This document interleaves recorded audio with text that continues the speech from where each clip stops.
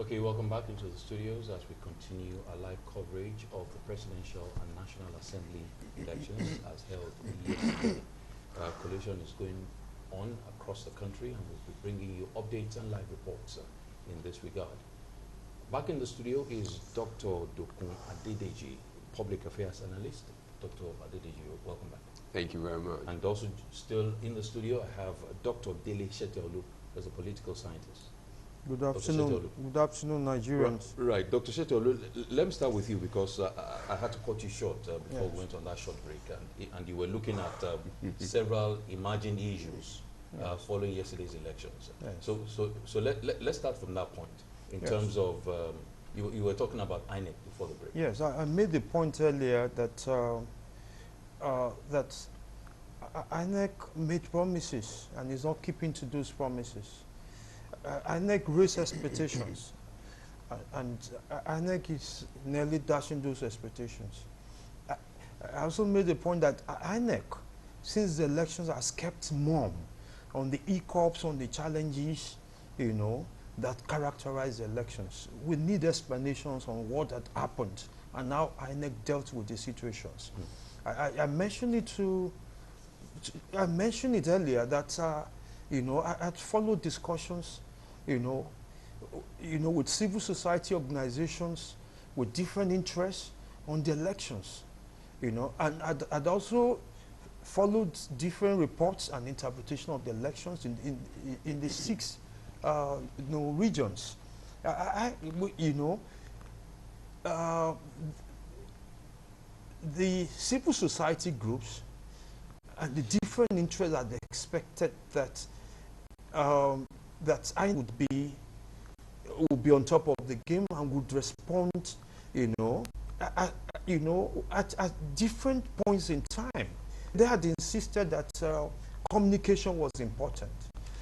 We needed strategic communication in this instance. You know, you recall a few minutes ago, barely 30 minutes ago, INEC had a press conference, and the INEC chair said, well, a collation center, the National Collation Center, was strictly for collation, and he avoided, you know, discussing the problems, the challenges that characterize the election.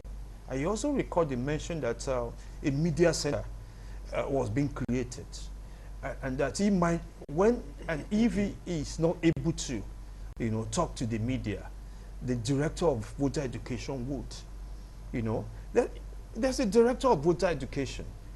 The INEC chair may not have the time. He's overboard. He's burdened, obviously. Why isn't the director of media publication talking to Nigerians? You know, I'd like to be more specific. Through the night, okay, different groups, you know, particularly bodies that are election-related organizations, I know I've been into this for 3-4 years, you know. I worried that, you know, the election results are not being transmitted from BVAS to IREC to the internet portal. That was what INEC promised. And as at 3 a.m. to 3:35, 4 a.m. to 5 a.m., you know, the groups that checked the portal found that the portal, one, was sluggish, and secondly, there were few results, you know, posted.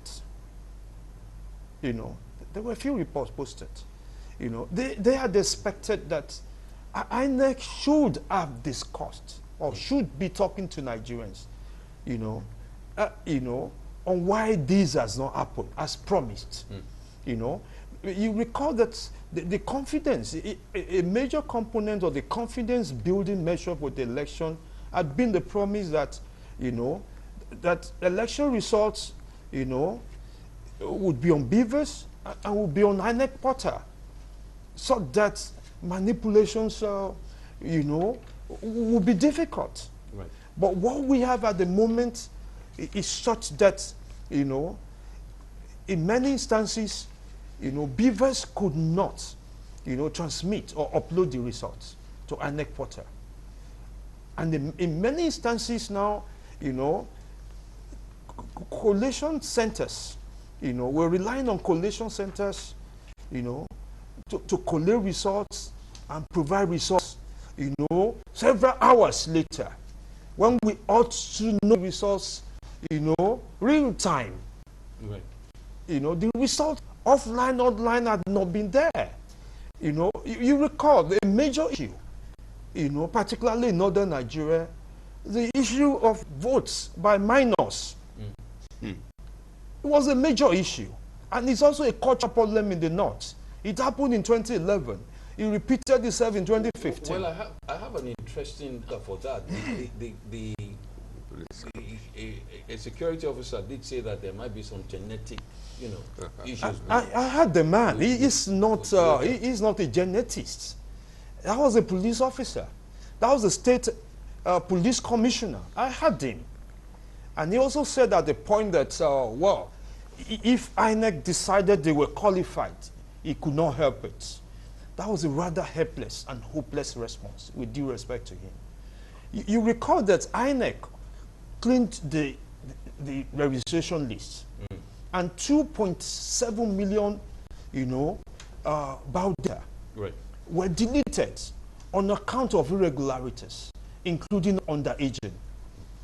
So how did, you know, how did these minors get voters' card? How did they get voters' cards? And why would election officials allow these minors to vote? And they were not few. They were numerous. That, for me, is a major issue, and it's been recurring in elections. Why wouldn't INEC address such? Why wouldn't INEC talk to the Nigerian people about it? Why wouldn't INEC tell Nigerians why it failed to delete when civil society groups barely a month ago or a month and a half ago drew the attention of INEC to it? I mean, those faces, those were not, they didn't have stunted growth as claimed by some individuals. They are minors. I'll also recall that, you know, elections started in the southeast and the south-south on the average about 1 p.m. Elections, on the contrary, in the north, particularly the northwest, you know, start later, except in a state like Kaduna, particularly Kaduna South, voter turnout was stunted. No, the question is, what happened? What happened to southeast and south-south? Why could it be that voting materials, particularly strategic voting materials, did not get to the southeast, south-south, you know, schedule?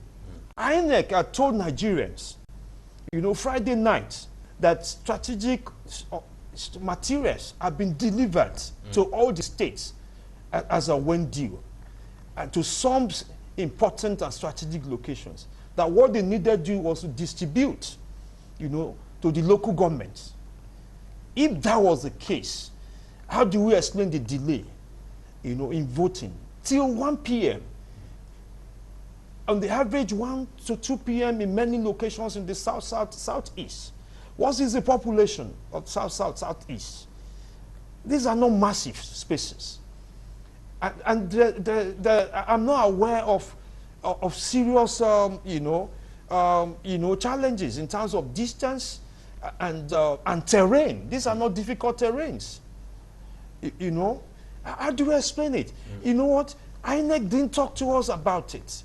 It should explain. So you want answers? Yes. Like Nigerians want answers. You know what? Nigerians need explanations. Otherwise, you know, we're beginning to have fears. And for some of us, our hearts are palpitating that this process is losing its credibility. Right? It does appear to me that INEC leadership is more interested in collating results and announcing results. You know, the processes leading to the collation are far more important and will determine in the long run our perception of the electoral process. Right. Let me come to Dr. Adedeji a bit. And Dr. Shetelu has raised some very, very valid point. What is responsible for this recurring decimals in a political journey as a country, and what are the things we need to do very quickly to address this issue? If one goes from what Dr. Shetolu has said, and from what we discussed in the morning, there is no background information about anybody who works in any of these delicate processes. People are just put and then they work and then we get this kind of result. I must confess that probably what is lacking is the information. There should be somebody in charge of information. It doesn't have to be the chairman. Somebody, I mean, people should take their responsibilities very seriously. Somebody in charge of logistics, it makes sure that everything works in the logistic area. Somebody in charge of information briefs us as we go on at different stages, and then so we have a view. You know, because the greatest danger to all this is the insinuations that will come when people don't have explanation. Then we all can assume that this is what had happened, this is what had happened. To some large extent, I think, you know, I said in the morning, I said before, in terms of technology, we may be doing well. But the moment the human interface comes, there's a challenge. You can fit, for instance, where I voted yesterday, people were clamoring, could you please upload? Could you please upload?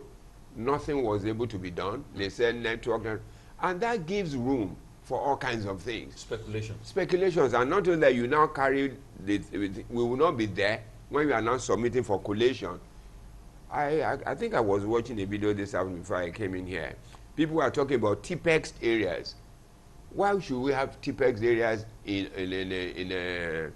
a collation of a result, aggregating the result? If they had been put there, why should there be a need for TPEX? And the impression we were given that the moment these things are done, as you vote, and the figures are transmitted immediately.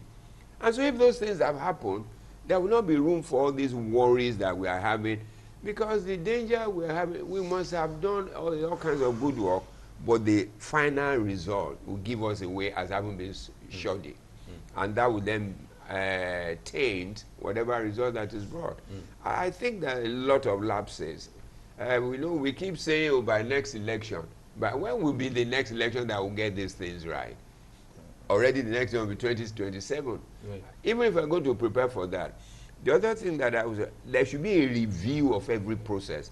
If we finish in 2023, there must be maybe with a panel of all these observers, and we'll sit down. What are the things that are wrong? What can be done about it? And then we can prepare ahead. It's not that a month to election, people begin to run around then to get it. I'm just hopeful that we can correct some of these things. Let me just react to what Dr. Shetolu said about the issue of minors voting has been as perennial as the elections we have. To a little extent, they said, the police commissioner said there's not, truly, if somebody has a voter card, it's difficult to stop him from voting because he has a voter card, which is the legitimate vehicle of voting. But the area is, where did this person register? How is it easy that somebody can register an underage and then is given as somebody that can vote? The process, you know, the people think election, going there, vote, and is the primary. No, it's not. There's a process. If the process is wrong from the very beginning, give us a wrong result, right. Which is what we're saying. If we see minors underage voting, why should it happen? And why also should it be located in particular to certain areas of the country? I haven't seen it in Lagos.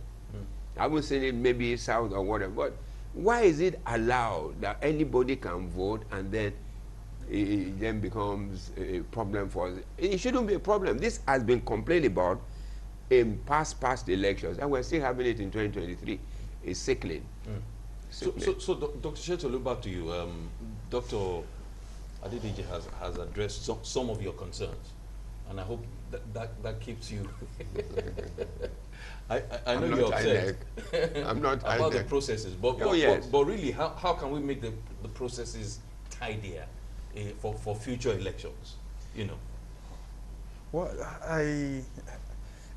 it's a rather difficult question. How can we? You know, Nigeria is. I don't know. You know, we've been in this struggle for so long that we're getting weary. I'm young, but I'm weary. I'm fatigued. I'm fatigued. Now, please recall this. Post 2019 general elections, INEC, INEC had post-election reviews and post-election analysis. On the basis of its reports, on the basis of media reports, on the basis of the reports of local and international observers and monitors, okay, and some lessons were supposedly learned, and some recommendations were suggested. You know, so the question we should be asking is, what had happened to, you know, what had happened to, you know, those processes, you know, post-election since 2019?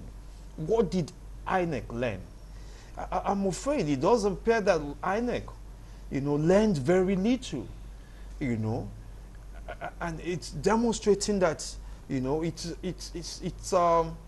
you know, that's relying more on, you know, on, suddenly I'm short of words because I'm angry.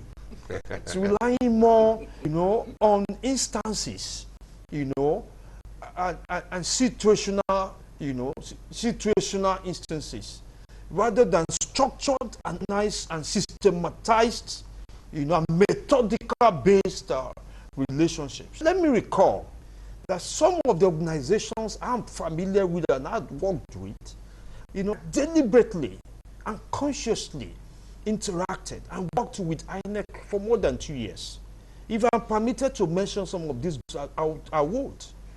You know, Electoral Reform Network, you know, CDD, Center for Democracy and Development, Yiaga Africa, you know, particularly, you know, at worked with INEC for more than 2 years.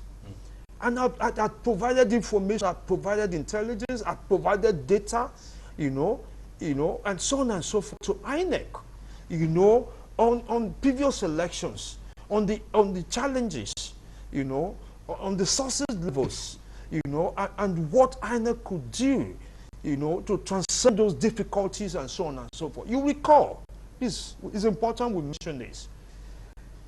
We had mock accreditation and voting in some locations nationwide. To test the system. Yes, in December. To ascertain, you know, the viability or the workability of beavers, particularly, you know. We didn't get reports before the general elections on the mock accreditation. I'm not certain that the mock accreditation was sufficiently representative. But beyond that, we didn't get results or reports that INEC could probably rely on to work harder. You know, we also got feedbacks based on field reports, you know, that most of the INEC staff, particularly the ad hoc staff, had been poorly trained on the handling of the beavers. Okay? Poorly trained, I repeat, on the handling of the beavers, you know. Right? And the feedback had been that in many locations, in different parts of the country, the ad hoc staff, you know, lacked the competence to handle the beavers machine. You know, secondly, you know, there are allegations that INEC permanent staff, in many instances, compromised, you know, particularly on logistics.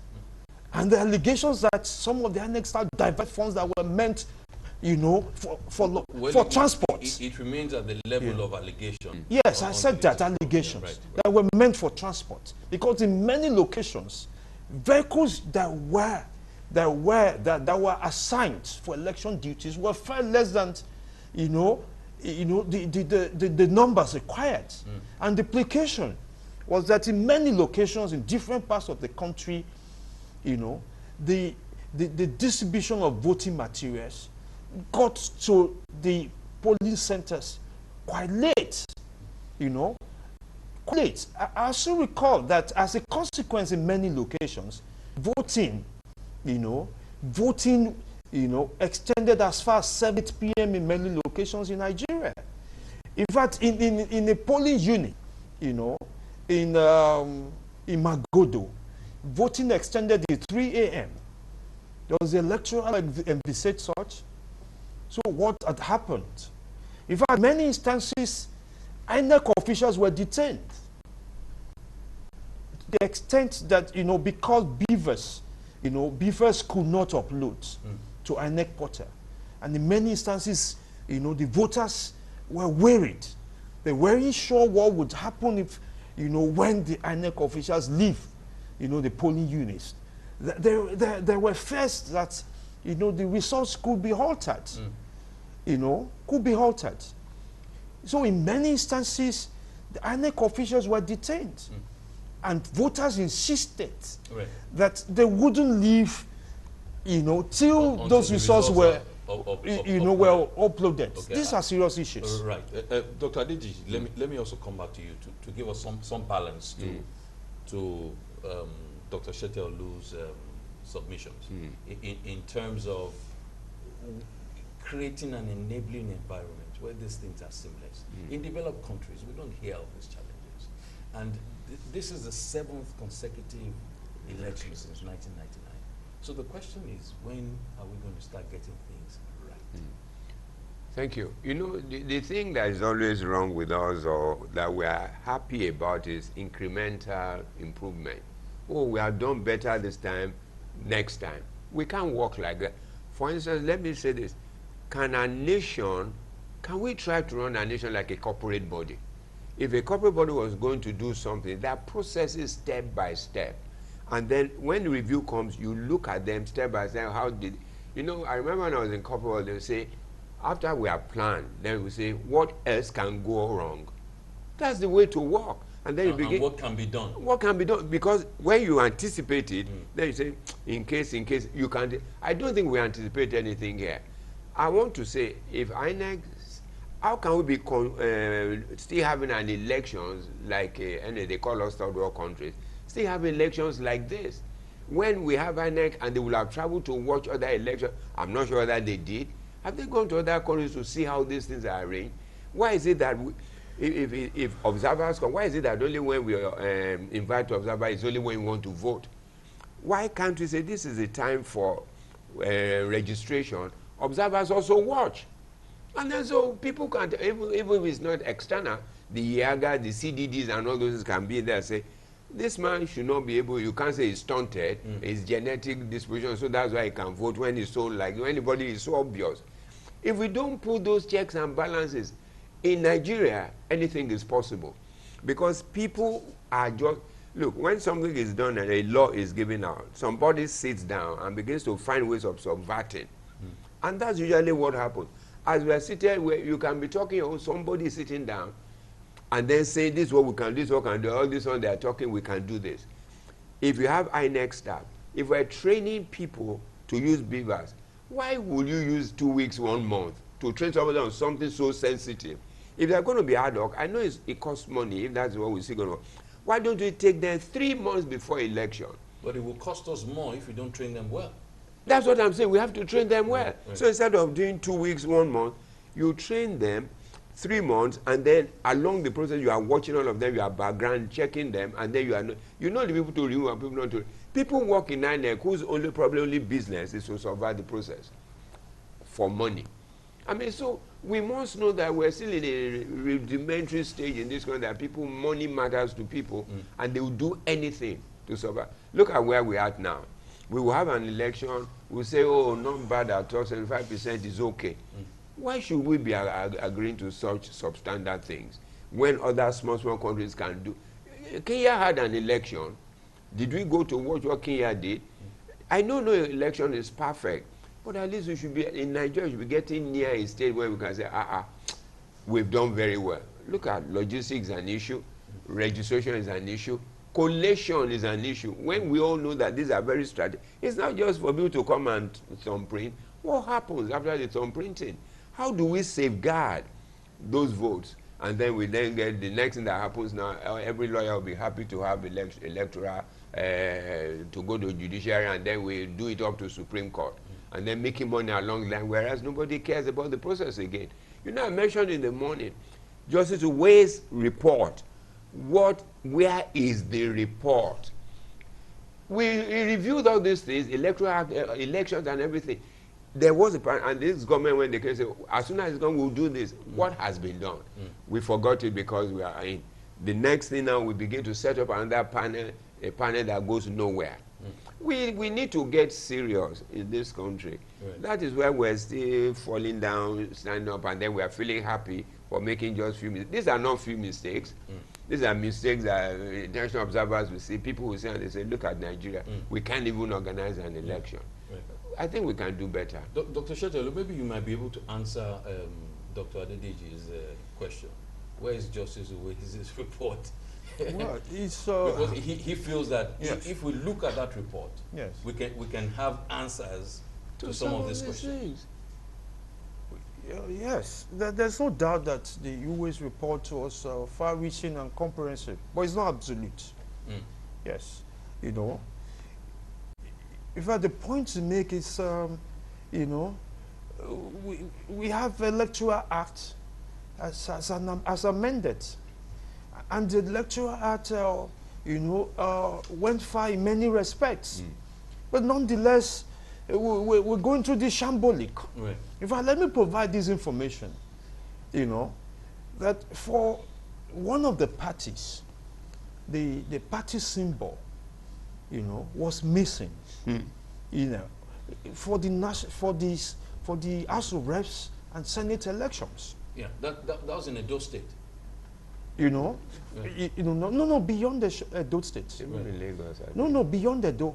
It happened in some, you know, it happened in several other states. And the response of INEC was, well, the candidate of the party emerged post-primaries when the window to fill candidates had lapsed and so on and so forth. How does that explain the omission of the logo? Guess what? You know, prima facie, it provides the ground for litigation. That's right. You know, there are too many booby traps, you know, in this process. Yeah. And it's quite easy to predict that even if, when and if a winner is emerged or is declared for the presidential, you know, the different political, the major political parties would likely, you know, be in court. And the issue might drag to the Supreme Court. And we made the point severally that we should not drag the court into the terrain of politics. You know, we should not. The court should be insulated from politics. And, you know, the legitimacy and sovereignty lies with the people. And the electorate should determine who governs and not the court. You know? You know what? It's Nigeria it's becoming a huge trauma. You know, it's becoming a huge trauma, and some of us, I hope, will not suffer health consequences. You know, for Nigeria's incompetence. Let me ask you to pause there a bit and just be calm. No, Doc, you know, let me tell you what worries me. Right. And is general across the sphere of our nation's life, the issue of character. As long as we have an issue with that, we cannot entrust anything to. It's difficult for Nigerians to say no to something, particularly when it comes to pecuniary thing. Look at what happened in America. You know, the people that did not allow Trump to win, to declare, they were Republicans who stood and said, this is the process. I will not, on my honor, speak against the process. And that was it. We have too little of them here. It's just a matter of little pressure and then they succumb. Right. Okay, we'll take a quick break. When we come back, we'll have more updates for you, and this discussion will continue on Election Watch on Galaxy TV. Stay with us. I'm very impressed because I've seen how the people turn up. I'm very impressed. I'm very happy. Well, the candidate I voted for, I already mentioned it in so many number of states. In Nasarawa, in Katsina, in Sokoto, all over the place. I mentioned my favorite candidate, and I believe my constituency will choose him 100%. Yes, Nigerians should make sure that they have been respected. That means the candidates they want to vote for, they are allowed to vote for him. It's a pity there is only one woman candidate as a governorship from Adamawa State. So the woman should kindly follow our APC presidential candidate, and everybody knows him. They said that in some instances, the logos of the political parties were on the ballot papers, but the acronyms of the political parties were not on the result sheets. I need to provide this important clarification. The process of producing the result sheets is more complicated than the production of the ballot paper. For result sheets at polling unit level, they are polling unit specific. And there are several carbonized copies that the commission will retain the top copies, the first two top copies, and then give each polling agent at polling unit level a copy, and one copy goes to the police. The process of producing the result sheet is a lot more complicated than the production of the ballot papers. So what we did on the result sheets was to provide 2 additional blank rows. And the purpose of these 2 additional blank rows is to accommodate any political party that we may be compelled to accommodate on the ballot paper by 11th hour judicial pronouncement. Because I don't know what's happening everywhere. What is happening here is okay. So I hope what's happening here is what is happening globally, all over Nigeria. If it is, fine. It's an existential election. A country is going through a very difficult time and requires an urgent and immediate turnaround to commence. If we are here now, I'm sure you're secure here. So it's not everywhere, it's not, there's insecurity over throughout Nigeria. If you weigh it or measure it, Southeast remains one of the most secure places in Nigeria. Nigerians to come out and vote is an existential election that will start turning around Nigeria because the country is collapsing. Confident in what we do, and we thank God for the very peaceful elections. I must truly say thank you to INEC for what we see at the moment, and we say thank you to Mr. President. And I thank God. You can see that both voting centers here, we have large crowds out here. And we thank God that the reports we're getting is the election is fairly peaceful and everything is working, everything is on course. We definitely are very certain that the People's Democratic Party will win the elections nationally because we put in a lot of work and we have put out a document there, a covenant with Nigerians, and we believe in what we have spoken to Nigerians. We are not deceitful in what we do. As a display their independence, I don't see anything they are doing, at least at this polling booth. I don't know what is happening other places, but they have been courteous. Those who are there, they are courteous, and I believe that the independence, I don't doubt it now. The atmosphere is peaceful. Up till now, we haven't gotten any report of ballot snatching. I think technology had made that one obsolete and gone forever now. That is obviously a very welcome development in our electoral process. Before by now you will have heard stories and phone calls of ballot snatching and all of that. In this polling unit where I cast my vote, it has a history of being a peaceful one, and today has not been a different one. And it appears as if the equipment from INEC work quite well, and the officials they're following the rules so far. And I see that the viewers is fantastic. When I wanted to vote, in less than 30 seconds, I've been accredited by the Beavers. I was given the ballot papers in an orderly manner, and I voted. And I can see that the voters have also conducted themselves very well. There has been no reason for us to call attention of any security man to anything. Goroye, former members of Ondo State House of Assembly. You can see, first and foremost, we have to thank God the weather is okay. The people who are here, the accreditation as well as voting is going on without any problem. And we thank God. But so far, everything has been peaceful.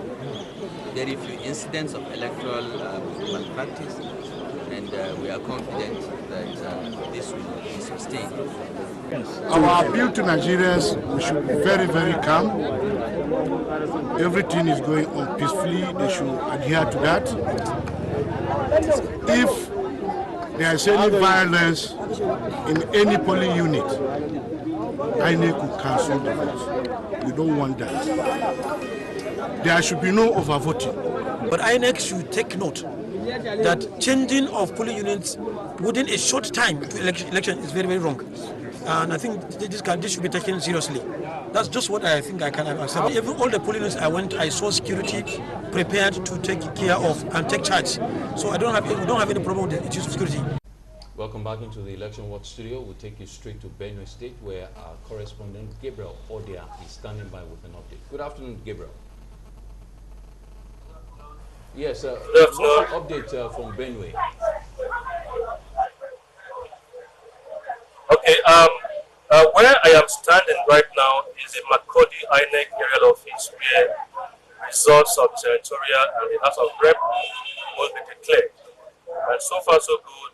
The results are just still coming in, and they are yet to announce any results or declare any result from all the two elections, both the presidential and that of the National Assembly, senatorial and the National Assembly elections. But in any case, we are going to receive results from different areas where the election was conducted, down to this aerial office where the result will be conducted and will be declared. That is just what is happening at this point in time. General turnout yesterday in view of the security situation in Benue, in some parts of Benue. How would you describe the security situation during yesterday's election? Okay, I would sort of say in some areas the turnout was okay, while in some other areas the turnout was poor. Some simply said because they didn't have the resources to move to where they would have loved to vote, and because where they were supposed to vote was very far, they couldn't go, and so that was why they had to stay put and didn't go for the carry out to vote. But by and large, the thing is that I want to say that it is 70%, considering the fact that the turnout was okay, but apart from some few elements who also they are not able to go out to some reason as a result of financial issue. Right, but in terms of voting yesterday, how would you describe the general deployment of ad hoc staff and sensitive equipment to the various polling units across the state? And also, are there particular areas in Benue where where voting did not take place? Well, like I said before, like I said yesterday, that there are areas where, as I speak to you, that election is still going on, because at yesterday when the election took off, it delayed a little. Many left the result center very late because of material didn't come on time, and some because of mobilization. So by the time some got their points of polling units, it was a little bit late for them to actually carry out the process. So if you look at it all, the thing was that people came out to vote, but because the materials there was a shortfall in the materials, and that was why a lot of people didn't come out. And again, some people also said that the beavers were not enough to actually, engaged the lot of people that came out to vote. Some also complain about ink, some complain about ballot papers that were missing. And so these are some of the issues that were raised in the course of the election. But there are areas today that there were violence in some parts, like in Apa, like in Konsha, where there were violence and ballot snatching. They have tried to conduct the election today. There were parts of Makodi, like in Badopas, where the life of some adult staff were put at risk because they said they were shortage of the ballot material. And so the voters insisted that they will not move until they have the ballot materials to vote. And so they had to brought in the security agencies who now came in to also ensure that there was no violence, there was no issue before the whole thing was rescheduled for today, which is all currently ongoing. I'm very sure that by now they would have been running off the election in that area. But the ones that took place in Apa and in Konsha, where they split ballot boxes, it's also ongoing in that area. And in a ward in Gwandi, there's also election going on in that area because of similar shortage of ballot material in those areas. But apart from that, yesterday, I also said that deployment of security agencies were massive, were okay. But in the early hours of yesterday, before 8 o'clock, 2 persons were killed. That was in Way West local government area. And these are 2 people who were supposed to be potential voters. But because of the delay of the voting material, they choose to go and check their kill. As their hunters, they went to check their kill. And while they were returning back from their kill, that was when they were attacked by armed herdsmen, and so they were killed.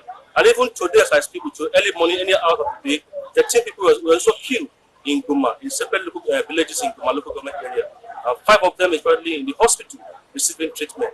These are just the situation that we have found ourselves in Benin at the moment. The response of the police to this development in these people that were attacked in parts of Benin. Okay, like I said, we called the still advisor to the governor on security. He confirmed the killing, and he also told us that 5 of them are currently in the hospital receiving treatment at additional hospital. But on the other part, if not for the security agencies, if not for the fact that the police and the military stepped up their game, the death would have been much more than what happened this morning and that of yesterday. Because they were on ground, they had to forestall, a further kill of the inhabitants in those areas that had this incident. So the deployment of security actually paved way, really helped the people, and also reduced the number of deaths that would have arisen from this attack. So that's just what happened. Otherwise, if the security agencies or the police were not there, then we would have been talking a different ballgame entirely, or the number of deaths would have increased than what we are saying now. Okay, just before I let you go, Gabriel, what is the situation with uploading of results from the various polling units to the INEC portal? What's the situation in Benue as we speak? As I'm talking to you, you can look behind me. You can see some vehicles just coming in from other local government and other wards. And just before I came in here, I was at one of the Fidel ward, the Inclusion Center. It's one of the largest center in Makodi. And at the time I left there, we just tidying up the last minute touches to the completion of the results. And so once they are done, they will transmit them to this place where the result will be declared. But I came in here now, we are also seeing what they're also doing, so we're also trying to compute this result. And so we are told that before 6 o'clock or before 7 or so, the result will be declared. So this is taking time, and it's been gradual. So more vehicles, if you have looked behind me, you have seen some vehicles behind me just came in from the various centers to also come and compute results from other venues. Much Gabriel Lodia for that update from Benue. We'll get to speak to you much later in the day. Thank you.